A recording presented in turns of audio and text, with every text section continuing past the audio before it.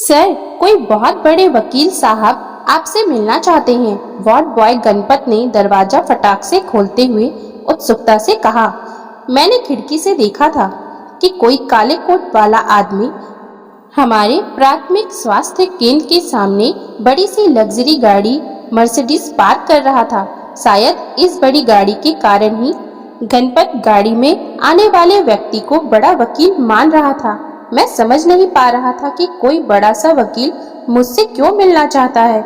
मैं ये सब सोच रहा था कि वे अंदर आ गए। हेलो डॉक्टर साहब, माई सेल्फ एडवोकेट गुप्ता, और ये मेरे असिस्टेंट हैं। काले कोट वाली ड्रेस में उन साहब ने बड़ी सहजता से मेरे हाथ से हाथ मिलाते हुए कहा, बैठिए। मैं उन्हें कुर्सी की ओर इशारा करते हुए बोला, आप सोच रहे होंगे कि शहर से आए हुए वकील का आपसे क्या काम होगा। उन्होंने मेरे चेहरे को पढ़ते हुए मुस्कुराकर कहा, जी बिल्कुल। मैंने मुस्कुराते हुए ही जवाब दिया, लीजिए चाय। गणपत मेरे कहे बिना ही चाय लेकर आ गया। ये गणपत की समझदारी थी या फिर उस बड़ी गाड़ी का असर, मुझे नहीं पता। यह दुर्गेश्वरी जी की वसीयत है। मेरे टेबल पर एक फाइल रखकर खोलते हुए वे बोले, पर ये आप मुझे क्यों बता रहे हैं, और ये दुर्गेश्वरी जी कौन है? मैंने हैरानगी से उनकी ओर सवालिया नजरों से देखकर पूछा।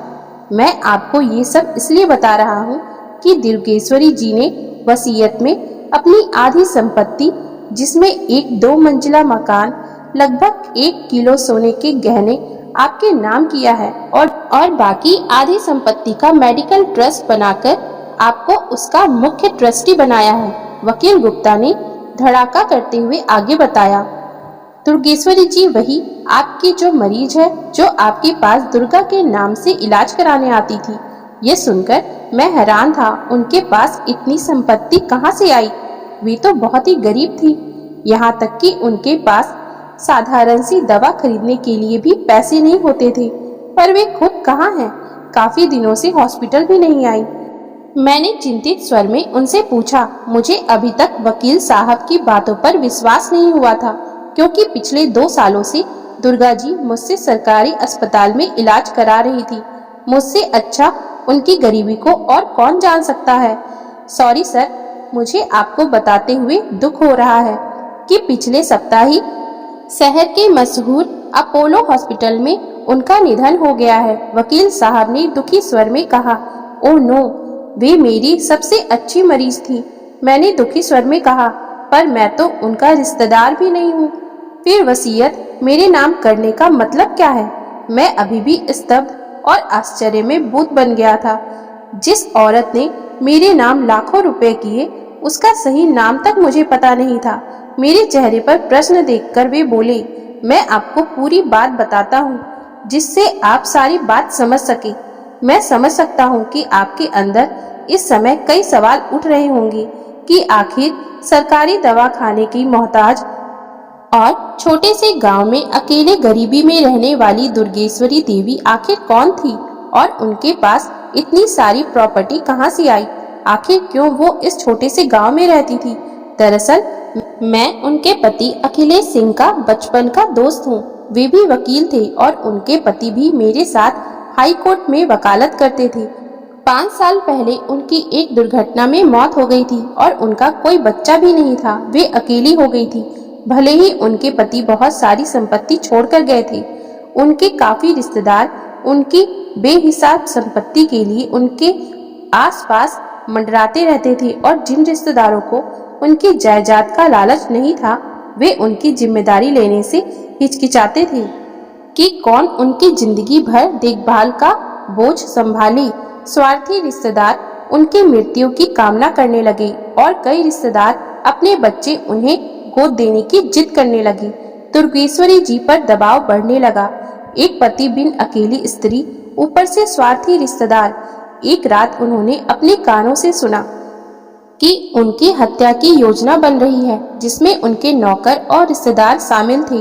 वे घबरा गई, और उस समय उन्हें अपना घर और शहर छोड़कर भागना ही ठीक लगा। इस छोटे से गांव में उनके बहुत दूर के एक रिश्तेदार रहते थे, जिनके यहाँ शादी के किसी कार्यक्रम में बरसों पहले वो आई थी। वे दूसरे दिन सुबह कुछ गहने और रकम लेकर भागकर यहाँ आ गई। यहाँ अपने उस दूर के रिश्तेदार से उन्होंने झूठ बोला कि उनके पति की मृत्यु के बाद उनकी आर्थिक हालत बहुत खराब हो गई है और कोई भी रिश्तेदार उन्हें रखना नहीं चाहता है। इस कारण वे गांव में अपनी जिंदगी गुजारना चाहती हैं। वे लोग कृपया उन्हें छोटा सा मकान किराए पर दिला दें। वो रिश्तेदार भी उन्हें अपने यहाँ नहीं रखना चाहता था, इसलिए उन्होंने पुराना सा सालों से बंद पड़ा मकान बहुत ही कम किराए पर उन्हें दिलवा दिया। यह छोटा सा मकान और गांव उनकी हैसियत से बहुत ही छोटा था, पर उनके जीवन के लिए सुरक्षित था। उसके बाद क्या हुआ ये आप अच्छी तरह जानते ही हैं। यहाँ आकर कभी भी उन्होंने किसी को भी अपने पैसे और हैसियत के बारे में नहीं बताया। हमेशा जानबूझकर लाचार और गरीब की तरह जीवन बिताया और सरकारी योजना और अस्पतालों पर निर्भर रही। थोड़े दिनों बाद सब कुछ शांत होने पर वे बीच बीच में शहर जाती थी और अपनी संपत्ति का ध्यान रखती थी। उन्होंने सारे नौकरों को निकाल दिया और वहां अपने सारे रिश्तेदारों को यही बताया कि उन्होंने अपना सब कुछ दान में दे दिया है और एक अनाथालय में रहकर वहां सेवा का काम करती है।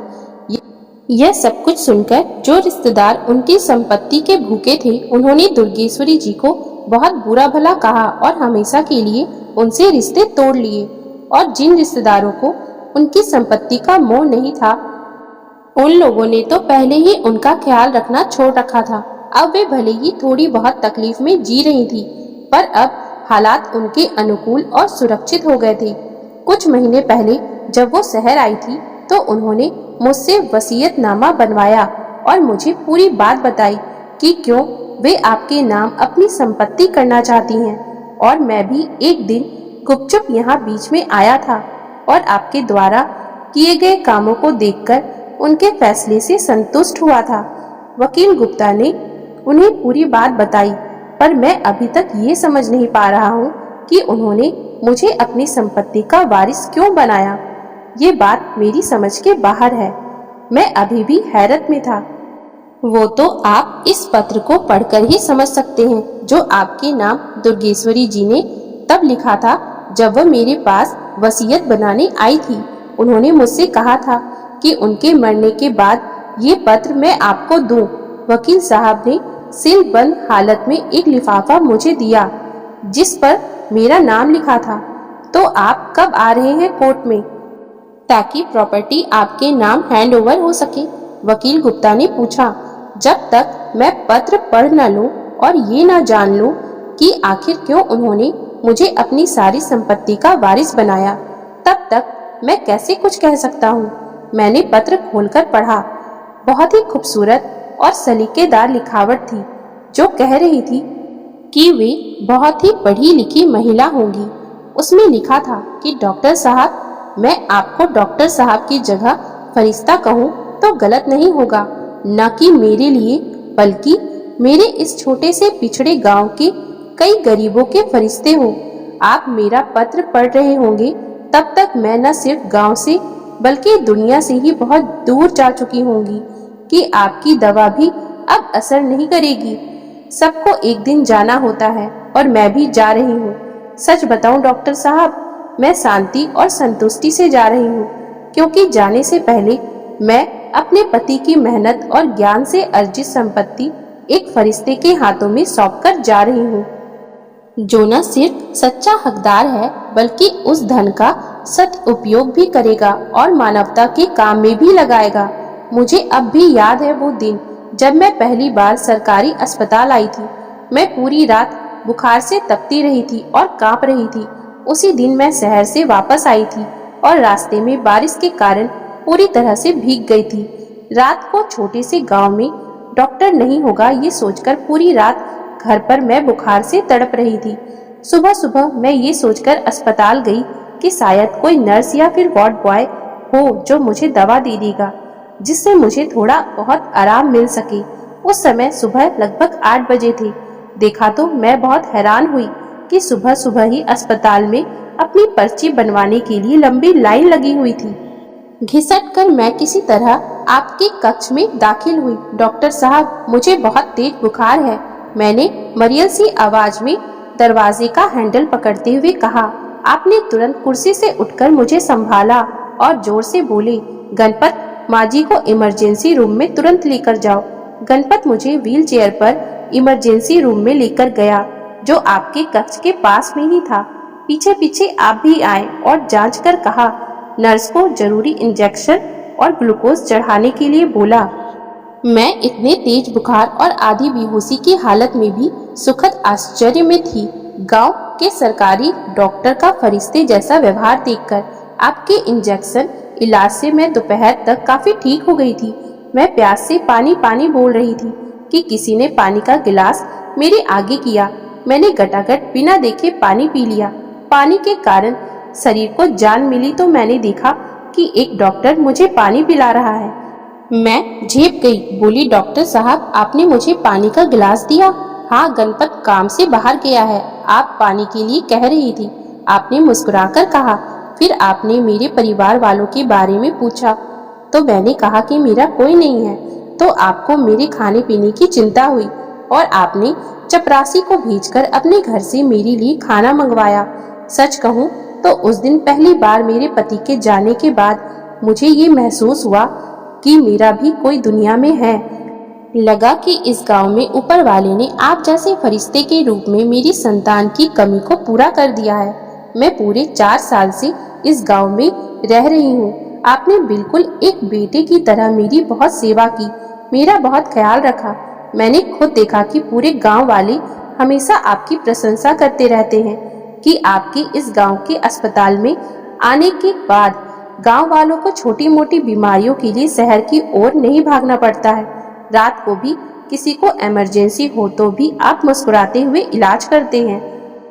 फिर भी आपको कई बार मरीजों को शहर भेजना पड़ता है क्योंकि आपके पास जरूरी साधन और दवाइयाँ नहीं होती हैं। मेरी बैंक में जमा रकम से मिलने वाले ब्याज से आप ट्रस्ट बनाकर जरूरी दवाइयाँ और साधन लेकर आइए, जिससे मैं इस गांव के प्यार और सुरक्षा के बदले आभार जता सकूं। मैं उम्मीद करती हूं कि इस संपत्ति से सारे जरूरी साधनों और दवाइयों की कमी पूरी हो जाएगी।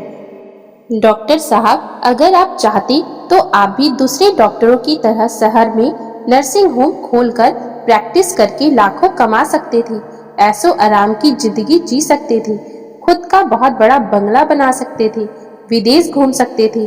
पर आपने इस छोटे से गांव में सेवा का प्रण लिया। ये महान काम एक फरिश्ता ही कर सकता है। अभी तक मुझे मेरे पति की संपत्ति के लिए हमेशा चिंता होती थी कि मेरे मरने के बाद ये गलत हाथों में जाएगी, पर एक फरिश्ते की तरह आपकी मेरे और पूरे गांव की निस्वार्थ भाव से की गई सेवा से मैं बहुत प्रभावित हुई और इसलिए फीस समझकर ही मैं अपनी आधी संपत्ति आपके नाम करके जा रही हूँ। आपकी सबसे फेवरेट मरीज दुर्गेश्वरी। पत्र पढ़कर मेरी आंखों से झरझर आंसू बहने लगे। मैंने भरे गले से कहा, वकील साहब, आज तक किसी भी बड़े से बड़े डॉक्टर को इतनी फीस नहीं मिली होगी जितनी मुझे मिली है। पर मैं ये सोचकर अभी भी हैरान था कि क्या ऐसा भी होता है। तो दोस्तों, अगर आपको हमारी आज की ये कहानी अच्छी लगी हो तो कृपया आप हमारे चैनल को लाइक, शेयर और सब्सक्राइब जरूर कर लें, जिससे हम आपके लिए और भी अच्छी अच्छी कहानियाँ लाते रहें। Thank you for watching.